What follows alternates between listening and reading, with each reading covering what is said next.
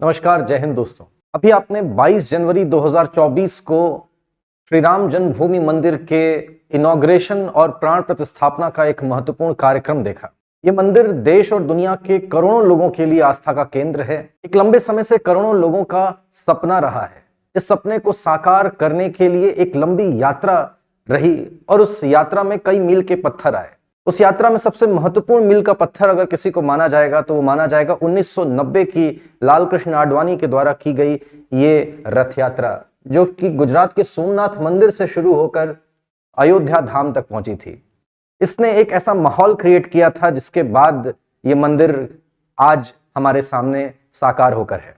करोड़ों लोगों की आस्था का केंद्र उस मंदिर के सपने को साकार करने वाले ऐसे श्री लाल कृष्ण आडवाणी जी को अभी भारत सरकार ने भारत रत्न देने की घोषणा की है, जिस पर आप देखेंगे कि अभी देश के प्रधानमंत्री श्री नरेंद्र मोदी जी ने ट्वीट करके भी ये संदेश जारी किया कि उनको भारत रत्न दिया जा रहा है। और उसके बाद देखिए श्री लाल कृष्ण आडवाणी जी का खुद का भी रिएक्शन आया और इस दौरान उन्होंने दीनदयाल उपाध्याय जी और अटल बिहारी वाजपेयी को याद किया कि भारत के सार्वजनिक जीवन में लाल कृष्ण आडवाणी जी के अनेकों योगदान हैं, लेकिन उनमें से एक योगदान का जिक्र मैं यहां पर करना चाहूंगा। जरा इस भारत के नक्शे को देखिए। ये 1984 का जो इलेक्शन हुआ था, जनरल इलेक्शन, उसके रिजल्ट का मैप है। इसमें आपको पूरी तरफ इंडियन नेशनल कांग्रेस की विजय लहर ही नजर आएगी। यहां पर अगर आप भारतीय जनता पार्टी की विजय की बात करेंगे तो आपको सिर्फ 2 सीटें नजर आएंगी, एक गुजरात में और एक आंध्र प्रदेश में। 1980 में भारतीय जनता पार्टी की स्थापना हुई थी, तब उसको सिर्फ 4 सीटें मिली थी और 1984 के इलेक्शन में उनको सिर्फ 2 सीटें मिली थी। लेकिन अगर आप 2019 के इलेक्शन का रिजल्ट देखें तो आपको कुछ ऐसा नजर आएगा। 2019 के इलेक्शन में भारतीय जनता पार्टी को 313 सीटें मिली।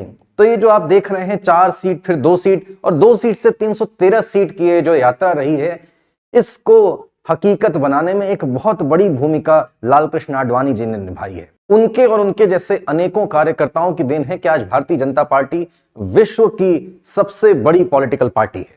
लाल कृष्ण आडवाणी जी के पर्सनल लाइफ की बात करें तो 1927 में इनका जन्म कराची पाकिस्तान में हुआ था, जो कि अब पाकिस्तान में है। उस समय तो वो यूनाइटेड इंडिया का पार्ट हुआ करता था, लेकिन पार्टीशन के बाद इनकी फैमिली पूरी तरह से मुंबई में आकर के सेटल हुई। यहीं से इन्होंने अपनी शिक्षा दीक्षा कंप्लीट की और यहीं से इन्होंने अपनी राजनीतिक जीवन का सफर शुरू किया। देखिए, भारत के सार्वजनिक जीवन में आडवाणी जी के अनेकों योगदानों में से एक की अगर बात करें तो आपको पता होगा कि 1975 में भारत में लगाई गई थी इमरजेंसी और उसके बाद देश में पहली नॉन कांग्रेस गवर्नमेंट की स्थापना होती 1977 में। उस सरकार में इंफॉर्मेशन एंड ब्रॉडकास्ट मिनिस्ट्री इनके हिस्से में आती है। तब ये भारत के इंफॉर्मेशन एंड ब्रॉडकास्ट मिनिस्टर के तौर पर इन्होंने जो सरकारी मीडिया, सरकारी प्रेस होता है, ऑल इंडिया रेडियो और दूरदर्शन के सरकार के हस्तक्षेप के बिना चलाने की वकालत इन्होंने की और उससे संबंधित 2 महत्वपूर्ण बिल प्रस्तुत किए। इस बात को लेकर के चिंतित थे कि किस प्रकार से इमरजेंसी के दौरान सरकारी प्रेस मीडिया का दुरुपयोग किया गया था और उसके बाद इनके प्रयासों से ही प्रसार भारती की स्थापना की गई। 1989 के बाद से देश में लगातार आप देखेंगे कि पॉलिटिकल इंस्टेबिलिटी का दौर था। उस पॉलिटिकल इंस्टेबिलिटी से भारत को स्टीयर आउट करके बाहर निकालने का काम देश में जिन लोगों ने किया, उनमें अगर हम लोग सबसे आगे अग्रपंक्ति में अगर किसी को देखेंगे तो वो थे लाल कृष्ण आडवाणी और अटल बिहारी वाजपेयी जी। इन लोगों ने देश की पहली प्री पोल अलायंस वाली एक मेजॉरिटी सरकार बनाई एनडीए के रूप में, जिसकी स्थापना 1999 में हुई और उसने पहली बार 1999 से लेकर 2004 तक एक नॉन कांग्रेस फुल टर्म वाली गवर्नमेंट चलाई और उसको सक्सेसफुली रन करके दिखाया। ये देश के सबसे लंबे समय तक रहने वाले गृह मंत्री भी हैं और अपने गृह मंत्री के कार्यकाल के दौरान देश की सुरक्षा को मजबूत करने के लिए इन्होंने अनेकों उपाय भी किए और उसके बाद ये देश में सबसे लंबे समय तक लोकसभा में लीडर ऑफ ऑपोजिशन रहने का अचीवमेंट भी लाल कृष्ण आडवाणी जी के ही नाम है। लीडर ऑफ ऑपोजिशन रहते हुए इन्होंने कुछ महत्वपूर्ण मुद्दों पर अपनी आवाज उठाई, खासकर से देश में पैदा होने वाले काले धन और ब्लैक मनी के बारे में। इनके प्रयासों का ही नतीजा है कि जब 2014 में ये नई सरकार बनी तो उनकी जो रिकमेंडेशंस थी कि कैसे ब्लैक मनी को कर्ब किया जा सकता है, उन्हीं के कहने पर पार्टिसिपेटरी नोट्स को बंद किया गया और डबल टैक्सेशन अवॉर्डेंस एग्रीमेंट में सुधार किए गए, जिससे कि देश में जन्म लेने वाला ब्लैक मनी अब काफी हद तक कम होता दिखाई दे रहा है। देखिए, वैसे तो हम लोग इनको फेमसली जानते हैं राम रथ यात्रा के लिए, जो इन्होंने 1990 में शुरू की थी, लेकिन ये एकमात्र यात्रा नहीं है जो इन्होंने अपने पूरे पॉलिटिकल करियर के दौरान चलाई। इसके अलावा इन्होंने जनदेश यात्रा, स्वर्ण जयंती रथ यात्रा, भारत उदय यात्रा, भारत सुरक्षा यात्रा और जन चेतना यात्रा जैसी अनेकों यात्राएं की हैं। देखिए, ये एक ऐसा पॉलिटिकल टूल है जो कि पुराने और नए मेथोडोलॉजीज को मिलाता है। पुराने समय में जो पॉलिटिकल एक्टिविटीज हुआ करती थी आजादी के आंदोलन के दौरान, वो ऐसी ही कुछ हुआ करती थी। अब नए तरीकों का इस्तेमाल होता है पॉलिटिकल एक्टिविटीज करने के लिए, लेकिन उन्होंने इन दोनों चीजों को मिलाया। उनके उन तरीकों को आगे चलकर अनेकों पॉलिटिकल पार्टीज ने अपनाया। लेकिन देखिए, पॉलिटिकल पार्टीज का कई सारा काम होता है, उसमें से एक होता है पॉलिटिकली देश की जनता को अवेयर करना, देश में जन चेतना फैलाना।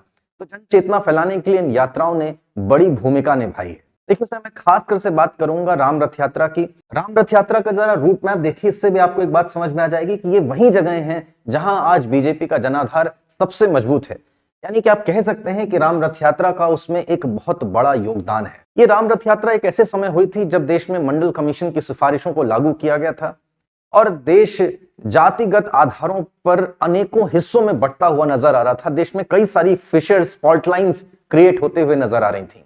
ऐसे में इन्होंने एक पॉलिटिकल मूवमेंट एक ऐसा चलाया जिसमें इन्होंने प्रयास किया कि देश को इकट्ठा किया जाए, यूनाइट किया जाए।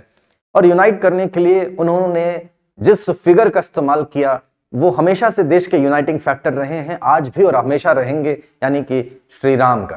श्री राम के नाम पर हुई वो रथ यात्रा ने उस समय जो देश में माहौल बिगड़ रहा था, जो देश में फिशर्स क्रिएट हो रही थी, फॉल्ट लाइंस क्रिएट हो रही थी, उन दरारों को भरने का काम किया। और यही कारण है कि उसके बाद 2019 में जब श्री राम जन्मभूमि से संबंधित एक फैसला सुप्रीम कोर्ट के द्वारा सुनाया गया और उसके बाद जब अभी 22 जनवरी 2024 को श्री राम जन्मभूमि का एक्चुअली इनॉग्रेशन हुआ, प्राण प्रतिष्ठापना का कार्यक्रम हुआ, तो आपने देश में कहीं पे भी कोई दंगे होते हुए, समाज में किसी को लड़ते हुए, बढ़ते हुए नहीं देखा होगा। सिंध में जन्मे और फिर भारत आए, अपने जन्म स्थान से दूर मुंबई, दिल्ली, राजस्थान और बाद में पूरे देश में पॉलिटिकल एक्टिविटीज करके देश की सत्ता के सर्वोच्च गलियारे तक अपना स्थान बनाना और रथ यात्राओं जैसी इनोवेटिव पॉलिटिकल स्ट्रैटेजी से देश को जोड़ने और जन चेतना फैलाने के अभूतपूर्व कार्य करने के कारण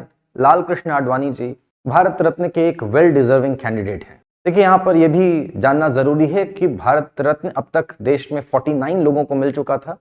कर्पूरी ठाकुर जी देश के 49th भारत रत्न रेसिपिएंट थे और अब लाल कृष्ण आडवाणी जी देश के 50वें भारत रत्न रेसिपिएंट बन जाएंगे। देखिए, भारत रत्न जिनको मिलता है उनको ये सारी चीजें मिलती हैं। सबसे बड़ी चीज जो यहाँ पर आपके जानने योग्य है वो ये कि ऑर्डर ऑफ प्रेसिडेंट्स में भारत रत्न रेसिपिएंट देश में 7वें स्थान पर आता है।